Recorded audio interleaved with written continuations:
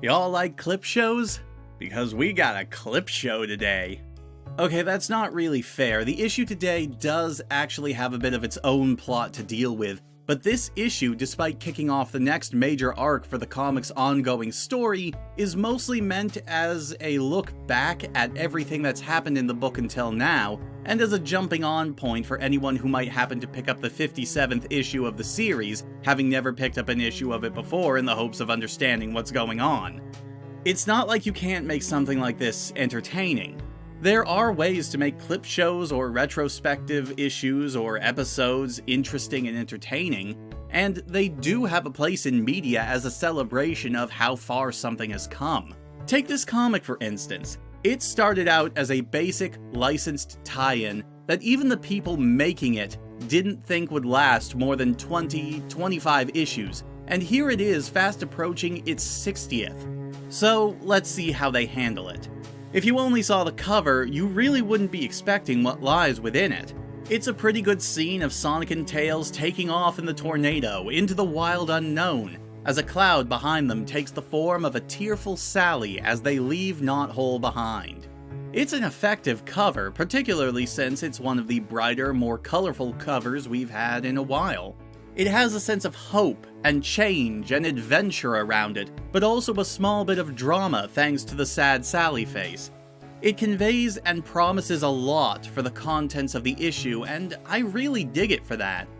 We open on Sonic and Tails packing their bags as Sally exposits that he and Tails are getting ready to leave on a quest to try and find and stop Ixis Naugus for good. Their preparations are interrupted when Rotor runs into the room, revealing that he's found something at Robotnik's old laboratory, a helmet that gives whoever wears it the ability to glimpse into the future. Despite Sally's protests, Sonic decides that he wants to give it a chance, but when he puts it on and turns it on, rather than showing him the future, it shows him, and everyone else, the past.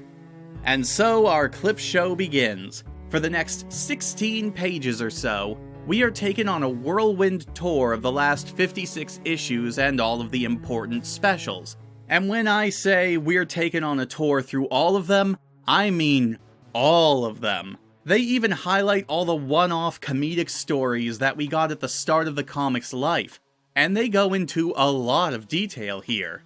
While I'm disappointed that they dedicate an entire issue to this, I applaud the presentation. It goes into a lot of detail, some would say too much detail, about every single event in the comic's history to date, and they even go the extra step by redrawing events from each of those stories, with each one getting at least one panel dedicated to it. It does get a little bit long in the tooth by the end, especially when they start to summarize the most recent events of the comic, but hey, I guess that's to be expected when you summarize more than 50 monthly comic issues in 15 pages.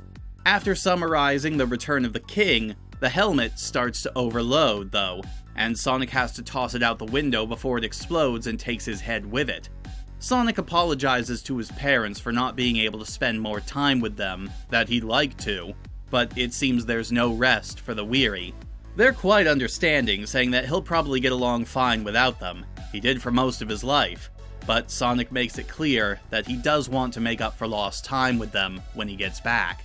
Then we get a short moment between Sonic and Sally as they awkwardly try to say goodbye to one another, wondering when, or even if, Sonic will return. But he does give her some flowers and tell her to spend the time in his absence getting to know her dad again, now that he's back to normal. She gives him a kiss on the head, and then we cut to Mobotropolis Airport, where Sonic and Tails are getting ready to take off in the the Winged Victory, renamed thanks to the Mobian Council.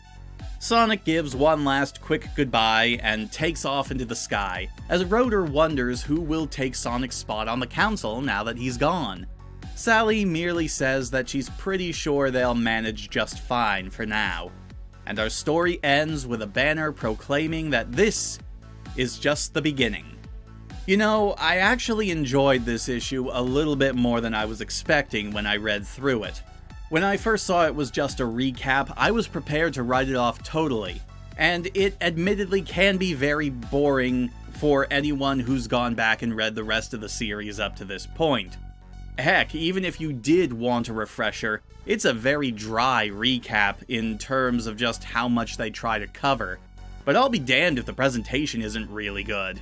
All of the artwork showing the situations in the recap is brand new, and it all looks great. The art throughout the issue is genuinely solid, and I like seeing all these events being portrayed in one unified art style, rather than just reusing past artwork. Unfortunately, with a bulk of the issue taken up by this, it does mean that the beginning and the end feels a little rushed. We don't get a lot of time with the characters to say goodbye. Heck, Sonic doesn't even really say goodbye to anyone directly except for maybe his parents and Sally, and they're kept kind of brief. Again, I like the presentation, but I kind of wish that the whole recap aspect had been done on its own, so that we could have gotten a bit more of a formal goodbye between Sonic and all of his friends. Heck, he doesn't even say a word to Antoine, Bunny, or Rotor, and Tails doesn't get a chance to say goodbye to anyone at all, despite the fact that he's leaving with Sonic. But overall, while this issue didn't really have to be made the way it was, I don't think it was terrible. I mean, I've seen far worse clip shows and anthologies, so I guess that's all there really is to say about this issue. They don't even try to go back and retcon anything like I'd expect them to do with some of the goofier adventures. They just portray them all as is. So I guess, yeah, let's move on to Knuckles the Echidna, issue 10. I'll see you next time, everyone.